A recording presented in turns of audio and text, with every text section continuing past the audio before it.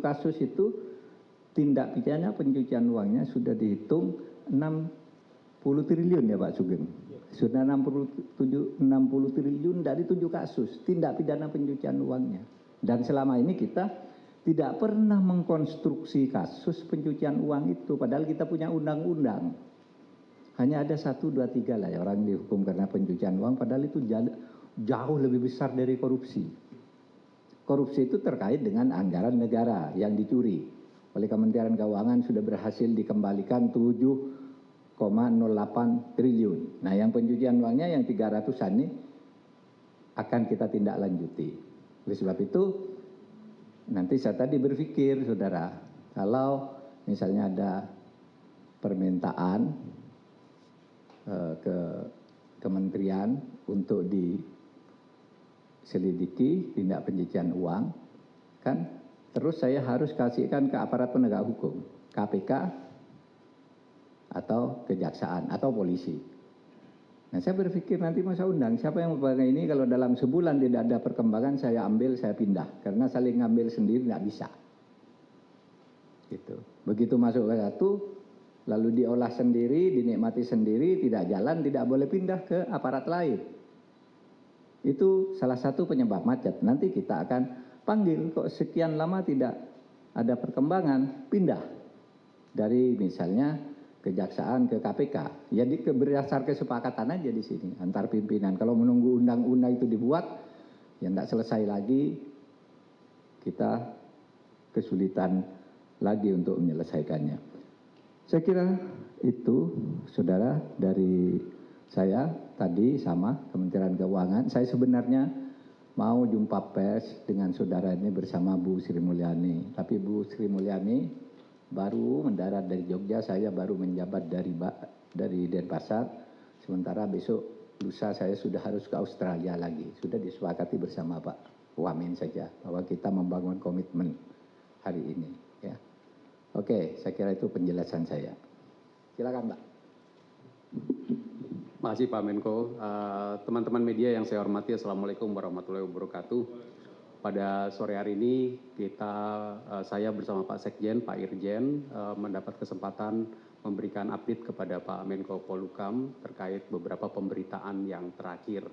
Dan saya rasa ini adalah dengan diskusi yang barusan dilakukan, kita mereaffirm komitmen bersama bahwa di Kementerian Keuangan kami akan terus berkomitmen untuk menjaga integritas seluruh pegawai kita dalam hubungannya dengan administrasi kepegawaian. Artinya apa? Ya harus disiplin pegawai. Disiplin pegawai harus ditegakkan, kemudian integritas kita tegakkan terus. Teman-teman sekalian, yang terkait dengan integritas ini, titik masuk salah satunya adalah laporan harta. Laporan harta yang ingin saya sampaikan lagi bahwa seluruh pegawai Kementerian Keuangan wajib melaporkan hartanya di dalam sistem KPK maupun sistem internal Kementerian Keuangan. Ini jalan masuk kita. Sehingga ketika kemarin kita menemukan satu laporan-laporan kasus situasi yang berkembang, itu yang pertama kita telusuri dan kemudian kita buka satu persatu. Teman-teman, yang terkait dengan pencucian uang menjadi satu bentuk yang tentu tindak lanjutnya perlu ditangani oleh aparat penegak hukum. Dan kalau untuk kasus yang kemarin, ternyata ada keluarga yang memiliki perusahaan, ada keluarga yang memiliki harta-harta lain yang tidak dilaporkan, yang terkait sama perusahaan, ya kita buka pajaknya. Dan itu yang kemudian sekarang berkembang sehingga laporan-laporan pajaknya menjadi jalan masuk juga berikutnya. Terkait dengan laporan dari PPATK, saya bisa sampaikan bahwa Kementerian Keuangan dengan PPATK itu memiliki 2 stream kerjasama.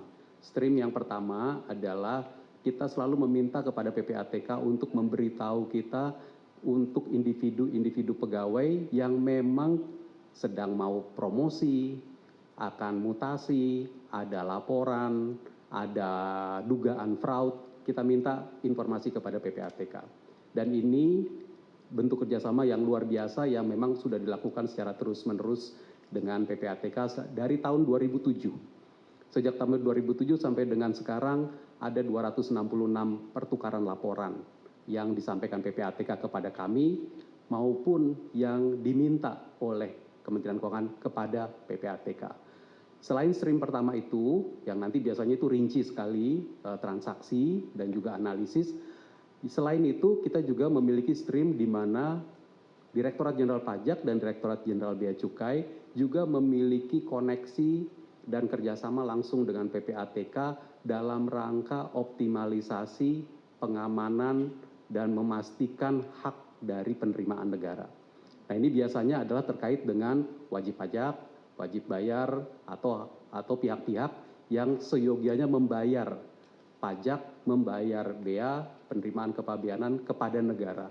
Dan ini tadi yang disampaikan oleh Pak Menko, dari data yang kita miliki sekarang, Kementerian Keuangan melalui kerjasama ini telah dapat merecover, meminta kembali pembayaran sebesar 7,08 triliun rupiah.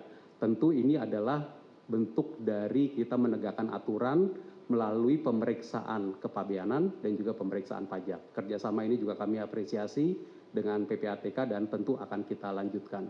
Concern dari Pak Menko mengenai tadi tindak pidana pencucian uang, kami dari Kementerian Keuangan akan sekali lagi memberikan komitmen kita lanjutkan. Dan tentu kami akan membuka penuh kerjasama kalau untuk upaya mengejar tindak pidana pencucian uang ini kita perlu lakukan lagi pemeriksaan perpajakan maupun pemeriksaan kepabeanan. Diperlukan bukan hanya kepada individu pegawai, tapi juga kepada seluruh wajib pajak maupun wajib bayar di Indonesia. Demikian mungkin beberapa hal tambahan dari kami. Terima kasih.